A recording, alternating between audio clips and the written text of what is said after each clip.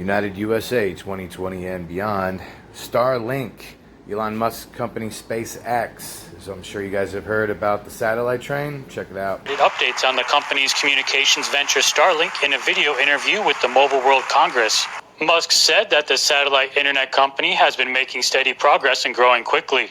So we've launched and now have active over 1,500 satellites, global connectivity for everywhere except the poles. Starlink aims to have near global coverage of the populated world this year. But Musk says the satellites are mainly aimed to offer high-speed connectivity for people in more sparsely populated regions. Skeptics question whether Starlink can develop a viable business model, saying there are too few people living in these areas to support the vast upfront investment costs. However, Musk pushed back, saying he thinks they will nicely complement the already existing fifth-generation mobile and fiber optic networks. Do you think of Starlink as filling in the gaps between 5G and fiber? And really getting to the parts of the world that are the hardest to reach, the most difficult to reach. Musk forecasts the total investment cost in the satellite internet business at between $20 billion and $30 billion. It now has more than 1,500 satellites launched and is operating in about a dozen countries, adding more every month.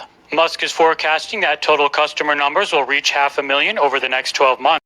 Okay, well, yeah, that sounds all great and everything. Everyone doing today. So, Starlink, checking it out over here on Wikipedia.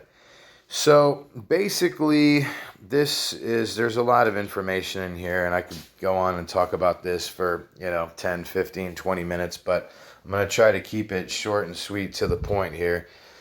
Basically, when they first launched Starlink, right, it was like 60 satellites, okay?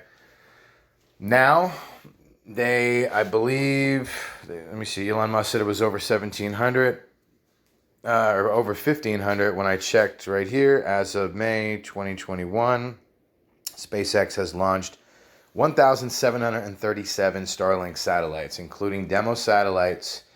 Says they plan to launch 60 more per Falcon 9 flight and launches as often as every 2 weeks. Every 2 weeks in 2021, they're going to be launching satellites up there. So they've been doing this. They've been doing this for, this is, I think, when they first started launching satellites up there. What was it? 2018, 2019. It's in here somewhere. You guys can check it out.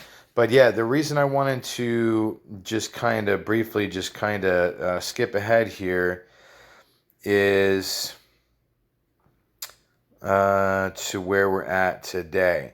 So basically, they're requesting from the FCC to launch thousands of more satellites. As a matter of fact, they said that there could be up to 42,000 satellites launched.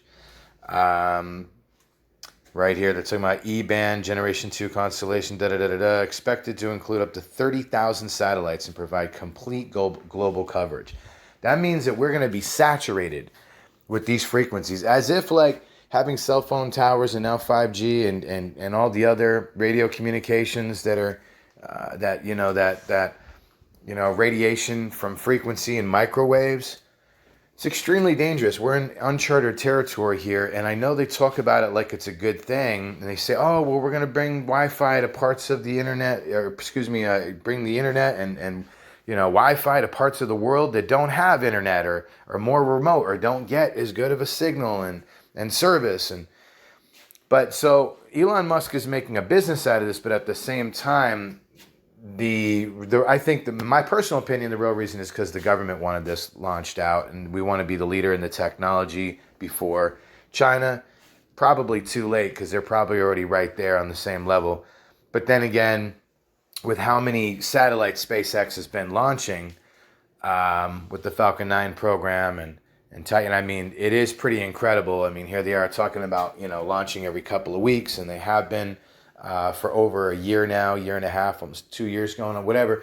And so it's crazy, but it concerns me about the level of microwave radiation and millimeter wavelength that's in the air. And then, children being susceptible to this where their brains are still developing. It concerns me about the health and safety and well-being of the children, and also just all of us on this planet. I mean, think about it. Tens of thousands of satellites amongst all the other thousands of satellites that are already out there. And think about it. It's not just going to be America's satellites or SpaceX. How many other countries are going to do this, including China? Of course, they're going to do the same thing, right? So how many thousands and thousands and thousands of satellites are we going to, this Earth is just going to be totally saturated. And what's that going to do to the magnetic field? What's going to be the other possible implications of what that could cause that could be a negative effect on the Earth? Like I said, this is uncharted territory. So I don't know. It really concerns me.